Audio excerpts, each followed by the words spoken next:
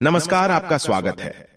दोस्तों, जितना इंतजार हम दीपावली के पर्व का करते हैं, उतना ही उत्साह लोगों में छठ पूजा को लेकर भी होता है।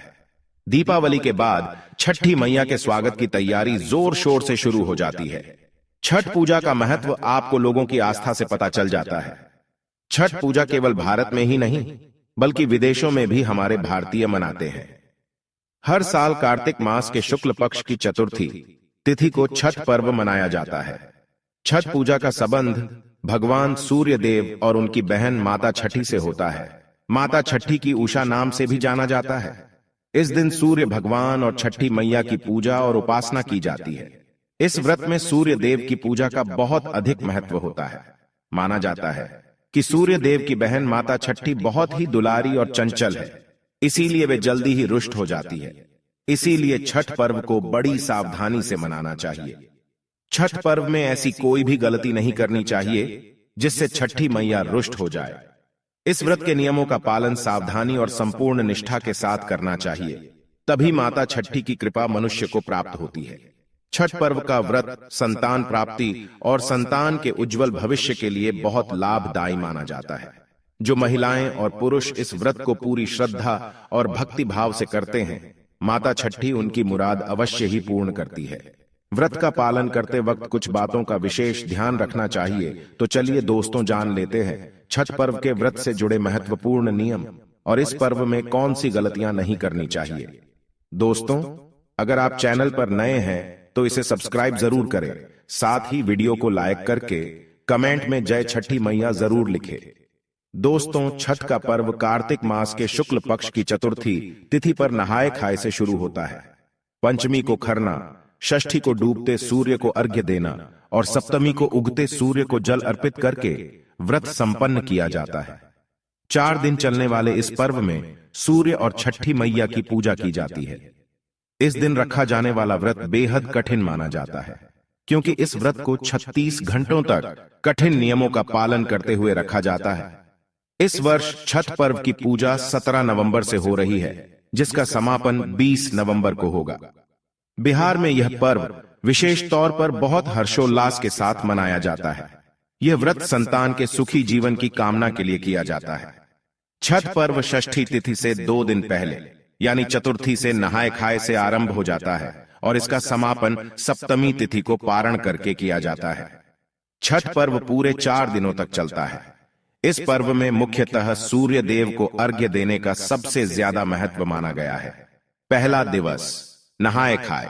छठ पर्व का पहला दिन, जिसे नहाए खाए के नाम से जाना जाता है, उसकी शुरुआत कार्तिक शुक्ल चतुर्थी से होती है। सबसे पहले घर की सफाई कर उसे पवित्र किया जाता है। उसके बाद व्रती अपने नजदीक में स्थित गंगा अथवा अन्य पवित्र नदी अथवा तालाब में स्नान करता है। अगर ऐसा संभव नहीं है तो घर में पवित्र नदियों का स्मरण करते हुए स्नान करना चाहिए। इस दिन घर को गंगा जल छिड़क कर पवित्र करना चाहिए और भोजन बनाने में भी गंगा जल का प्रयोग करना चाहिए। जो व्यक्ति व्रत कर रहा है वह इस दिन केवल एक ही बार भोजन करता है। भोजन में कद्दू की सब्जी, मूंग दाल, चना दाल, चावल आदि का प्रयोग करना चाहिए। तली हुई पूरियां, पराठे आदि खाना वर्जित होता है। इस दिन भोजन कांसे के अथवा मिट्टी के बर्तन में ही पकाना चाहिए। खाना पकाने के लिए आम की लकड़ी और मिट्टी के चूल्हे का इस्तेमाल करना चाहिए। जब भोजन बनकर तैयार हो जाता है तो सर्वप्रथम व्रती को खाना चाहिए और उसके बाद परिवार के अन्य सदस्य खा सकते हैं। इस वर्ष नहाए खाए 17 नवंबर को है। इस दिन सूर्योदय सुबह 6:45 पर होगा, वही सूर्यास्त 5:27 पर होगा। दूसरा दिवस खरना तिथि। छठ पर्व का दूसरा दिन, जिसे खरना अथवा लोहंडा के नाम से जाना जाता है, यह कार्तिक महीने की शुक्ल पक्ष की पंचमी को मनाया जाता है। इस दिन व्रत करने वाले को पूरा दिन उपवास रखना पड़ता है। इस दिन अन्न तो दूर, सूर्यास्त से पहले पानी की एक बूंद भी ग्रहण नहीं करते हैं। शाम को चावल, गुड़, गन्ने का रस आदि का प्रयोग करके खीर बनाई जाती है। खाना बनाने में नमक, चीनी आदि का प्रयोग नहीं किया जाता है। इस दिन सूर्य देव को नैवेद्य देकर घर में ही एकांत में रहकर भोजन करते हैं। परिवार के सभी सदस्य व्रती को एकांत में छोड़कर घर से बाहर चले जाते हैं ताकि शोर ना हो सके। भोजन करते समय व्रती को किसी भी प्रकार का आवाज सुनाना पर्व के नियमों के विरुद्ध होता है। व्रती का भोजन हो जाने के बाद वह अपने परिवार और मित्रजनों को खीर रोटी का प्रसाद खिलाते हैं। इस संपूर्ण प्रक्रिया को खरना कहा जाता है।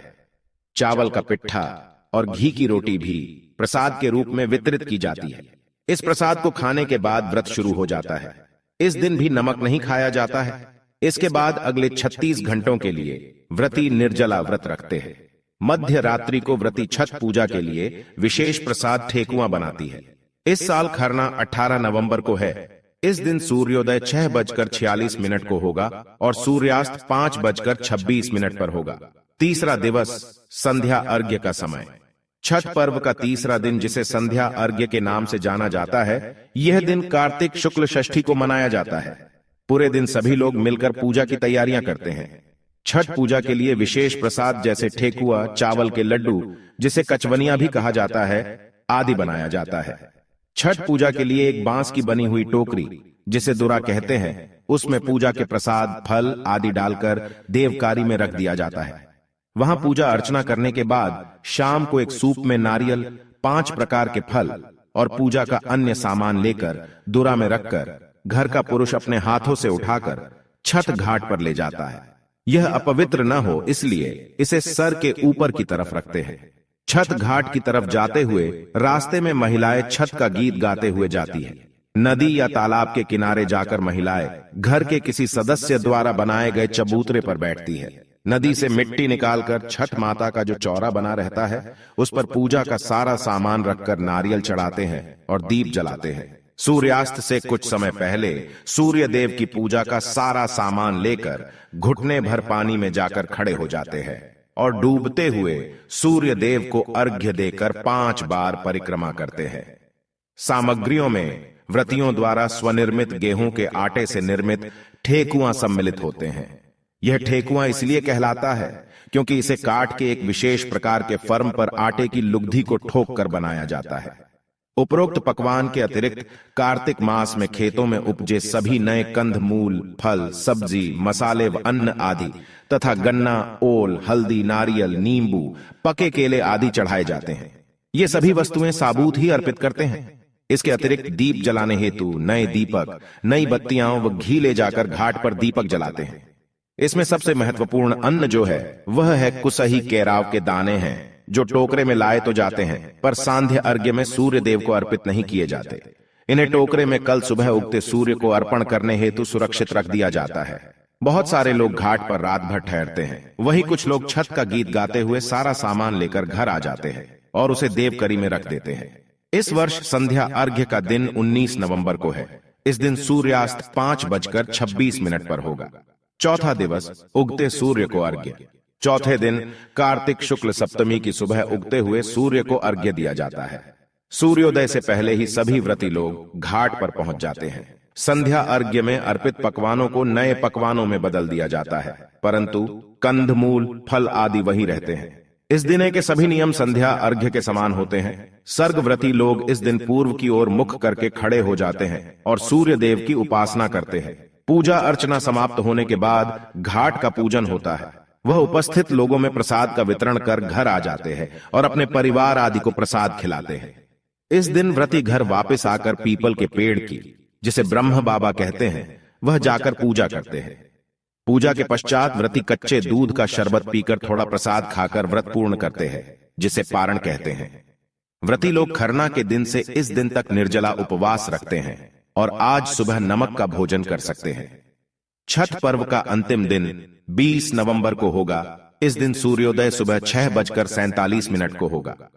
इन चारों दिन व्रती 36 दिन का कठिन व्रत धारण करते हैं। उनके परिवार से जुड़े लोग व्रत रखे अथवा न रखे, लेकिन व्रत से जुड़े नियमों का पालन जरूर करें। छठ पर्व के इन 4 दिनों में ऐसे कुछ कार्य है जो कभी नहीं करने चाहिए। छठ पर्व के 4 दिन आप शुद्ध अथवा नए वस्त्र ही धारण करें। हो सके तो कोर वस्त्र धारण करें, ऐसे वस्त्र जिसमें सिलाई ना हो। महिलाओं को साड़ी पहननी चाहिए और पुरुषों को धोती का प्रयोग करना चाहिए। ध्यान रखें, इस दिन गंदे, मैले अथवा दूसरों के वस्त्र धारण न करें। काले रंग के कपड़े भी नहीं पहनने चाहिए।